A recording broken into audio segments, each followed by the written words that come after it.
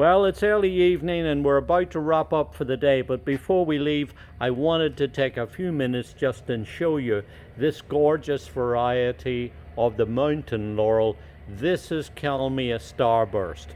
When you look at it here, you'll see that it's absolutely exquisite.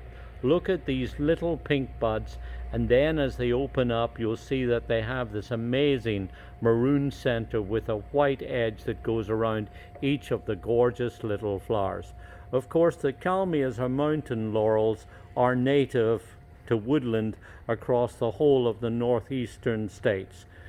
It's a plant that really looks wonderful in early summer. You take a walk through some of our native woodland and you're just amazed to see these dark green glossy foliage, and then when you see cultivated varieties like these with this exquisite coloring, it's just something that you simply have to try to grow in your garden.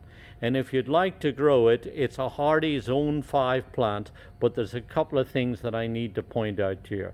The first is that they like to grow in soil that's on the acid side of neutral. They also like to grow in well-drained soil. That's important. If you walk into the woodland where you're likely to find them, they're going to be growing in rocky or sandy soil in light woodland. If you put them out in more sunlight, you're going to get, like this plant here, a lot more flowers on them. Put them back in partial shade, they're likely to perhaps be a little thinner, but they might grow a little better.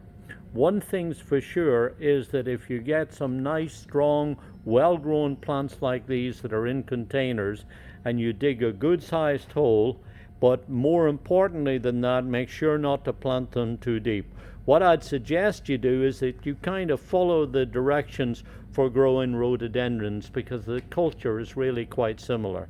They like to grow in woodland soil that's free draining, but to which has been added lots of organic matter, lots of humus rich soil, and also very important is that you don't plant them too deep because they're surface rooters.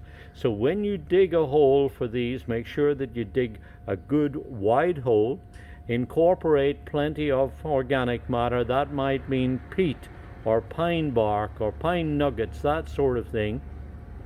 Work it into the soil and then backfill them, and be sure, as I say, to not plant them too deep. If anything, set them a little bit on the higher side, then water them well until they get established, and also put down a mulch of pine bark. That will help to keep the roots moist and cool during the summer months. Then you'll be able to have a plant like this that's going to grow into a gorgeous evergreen mound and carry lots of these absolutely exquisite flowers each spring. This is Kalmia Starburst.